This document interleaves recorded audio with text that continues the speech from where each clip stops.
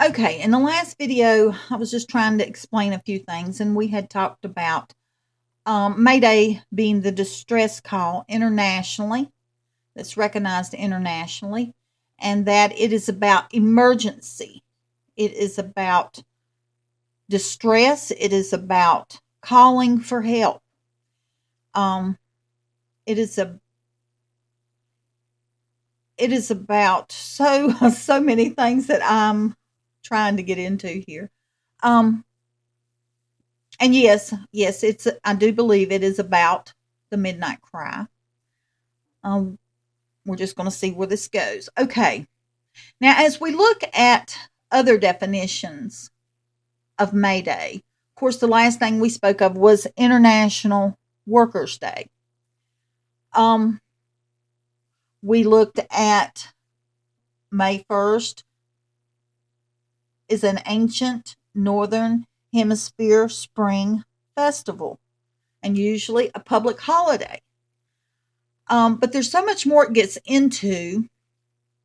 The International Workers' Day, that ties back to Exodus. I'm not sure if that's what I'm supposed to get on that at this moment. Let's look on down through here and see. Here, let's go to this next. Traditional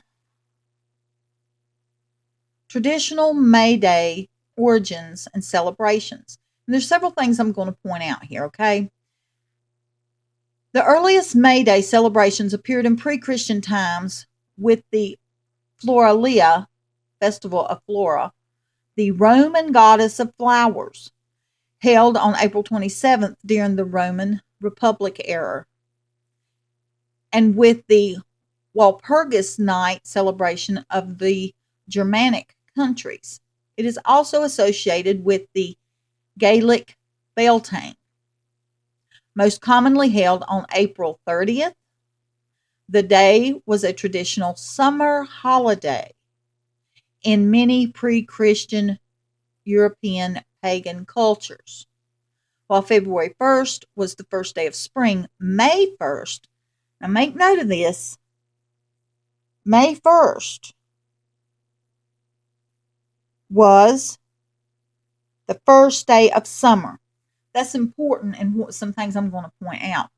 May 1st was the first day of summer connected to these pagan things we just read about there, okay? Hence, the summer solstice on June the 25th, now June the 21st, was midsummer. Now, if you look back last year, and this just popped up in my head out of nowhere, where I was doing some studies on some things about New York and 9/11 and the Oculus and what we see that has been reconstructed at the 9/11 site since 9/11 occurred. We see that Oculus, that thing they call the Oculus, and some call it like it's a winged structure. It is actually designed to where, here we go. I found what I was looking for, and it's about the Oculus that is at the World Trade Center. And in case you're not familiar with what I'm talking about, let me see if I can find a picture. Right here to the right, it's this white structure. Some say that it's to represent a dove in flight. Some say it represents a stegosaurus, or looks like a stegosaurus, which is a beast. But one thing that I wanted to point out,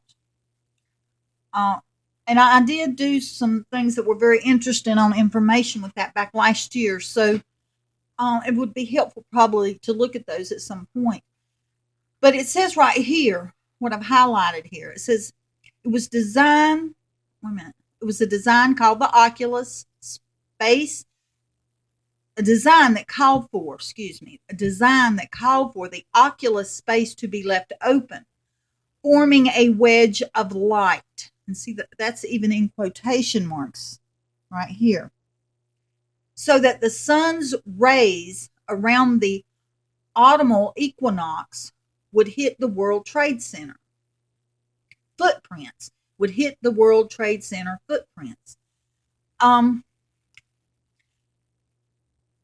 don't know exactly what the purpose is, but you can rest assured that it is about what they had done there, because I have no doubt that that was all about sacrifice. It's all in my old videos. You can see what I'm talking about there.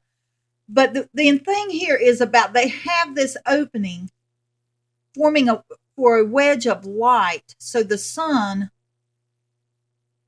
rays around the autumnal equinox will hit the World Trade Center footprints. To me, that's highlighting what they did there. That's highlighting that sacrifice. That's drawing attention to the sacrifice that took place that day. Not to mention the fact that these equinox are important to them. The solstice and the equinox is very important to those of the darkness, I guess is the best way to put that. But I did want to point that out because some are not aware about these things that are right out in front of us that have been put there for the purposes of Satan's plans. And we need to make ourselves aware of this. And I did write many videos last year on those type of things specifically. But when we get to talking about, when we talk about many things connecting to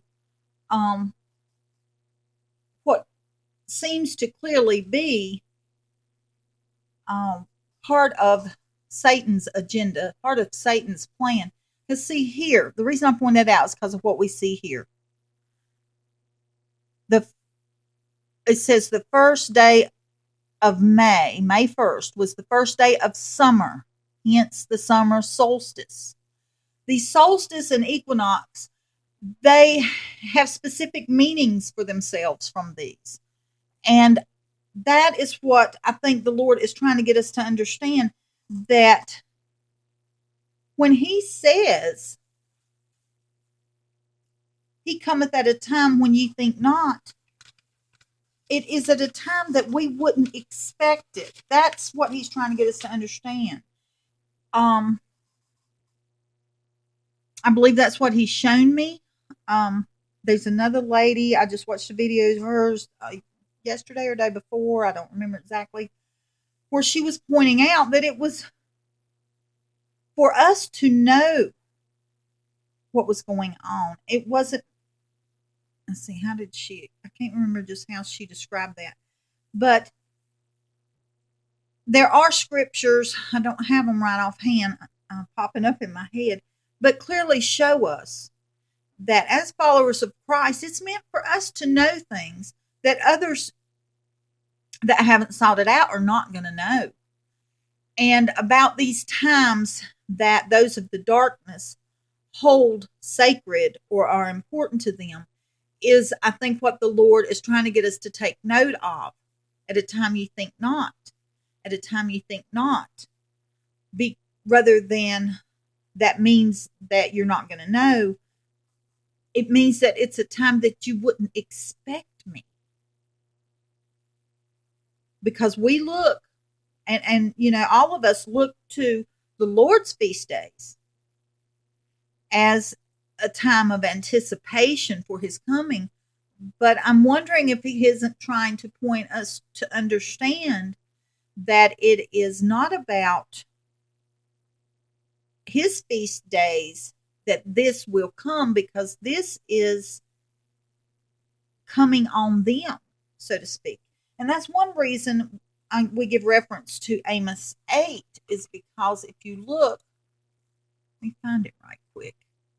Amos 8:10, it says, I will turn your feast into mourning and all your songs into lamentation. Clearly, we see in Leviticus 23 what are the Lord's feast days, and they are declared as the Lord's feast days. This says your feast days. It's talking about man's feast days, not the Lord's. So that scripture just came rushing to me as I've been trying to understand and look up information and seek the Lord on what He would have me cover in this. There, like I said, there's a lot of things in Amos 8 that directly connect to May Day. And I guess I need to go ahead and start pointing those out.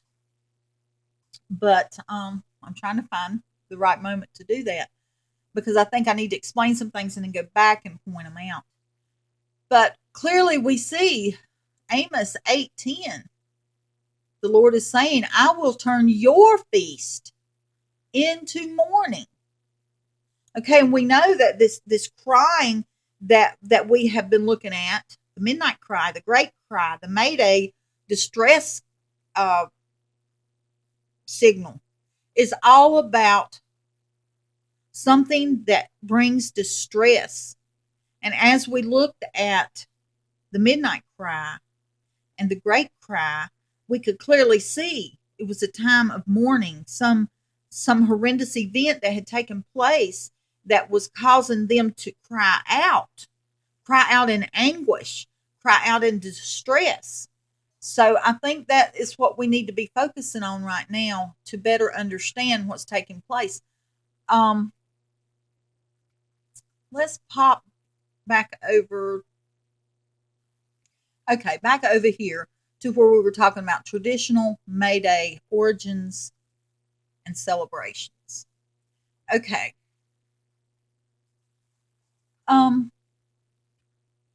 We were specifically looking at May 1st was the first day of summer. I said, tuck that in the back of your mind. Summer is important. We're going to point that out. I'm trying to see if there was anything. Yes, International Workers' Day, which is better known as Labor Day. Hang on to that. Let's continue reading right here. As Europe became Christianized, the pagan holidays lost their religious character, and May Day changed into a popular secular celebration. A significant celebration of May Day occurs in Germany, which it is one of several days at which Saint Walburga, I think that's how you pronounce that, credited with bringing Christianity to Germany, is celebrated. The secular version of May Day, observed in Europe and America, may be best known for their traditions of dancing around the maypole and crowning the Queen of May. Now, the Lord's not really brought it to me that I'm to cover the maypole, but you need to understand, I'm just going to make a quick statement here, and we may or may not get into it. You can look into it, but the maypole is all about